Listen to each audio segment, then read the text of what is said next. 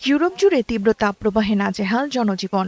প্রতিদিনই বাড়ছে তাপমাত্রা, সৃষ্টি হচ্ছে নতুন রেকর্ড। ডব্লিউএমও বলছে জুন মাসে যে তাপমাত্রার রেকর্ড হচ্ছে তা সাধারণত গ্রীষ্মের শেষ ভাগ, জুলাই বা আগস্টের শেষ দিকে দেখা যায়।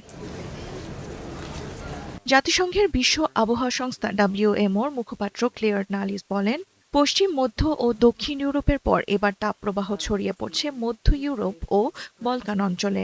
অনেক এলাকায় স্বাভাবিকের চেয়ে ৩ থেকে ১০ ডিগ্রি সেলসিয়াস বেশি তাপমাত্রা রেকর্ড হচ্ছে। এই তাপপ্রবাহ পশ্চিম, মধ্য ও দক্ষিণ ইউরোপের বড় অংশে ছড়িয়ে পড়েছে। একের পর এক যে রেকর্ড আসছে তা আমরা তালিকাভুক্ত করতেই পারছি না। দুর্ভাগ্যজনকভাবে আমাদের এই গরমের সঙ্গে মানিয়ে নিতে হবে, কারণ সামনে তাপমাত্রা আরও বাড়তে পারে।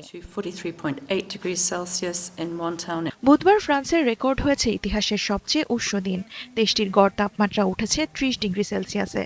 পশ্চিম ফ্রান্সের একটি এলাকায় তাপমাত্রা পৌঁছায় ৪৩.৮ ডিগ্রিতে। রাতের তাপমাত্রাও স্বাভাবিকের তুলনায় বেশি থাকায় স্বাস্থ্য ঝুঁকি বাড়ছে।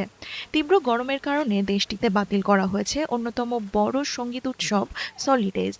৩ দিনে ২ লাখের বেশি মানুষের সমাগম হওয়ার কথা থাকলেও জনস্বাস্থ্যের ঝুঁকির কারণে আয়োজন বন্ধ করে দেওয়া হয়। স্পেনেও ভেঙেছে জুন মাসের সর্বোচ্চ তাপমাত্রার রেকর্ড। দেশটির আন্দুহার শহরে তাপমাত্রা উঠেছে ৪৫.১ ডিগ্রি সেলসিয়াসে। সাহারা মরুভূমি থেকে আসা উষ্ণ ও শুষ্ক বায়ুর কারণে পরিস্থিতি আরও ভয়াবহ হয়েছে। টানা ৩ দিন ধরেই জুনে তাপমাত্রার নতুন রেকর্ড তৈরি হচ্ছে যুক্তরাজ্যে। জার্মানি ও নেদারল্যান্ডসে জারি করা হয়েছে সর্বোচ্চ সতর্কতা।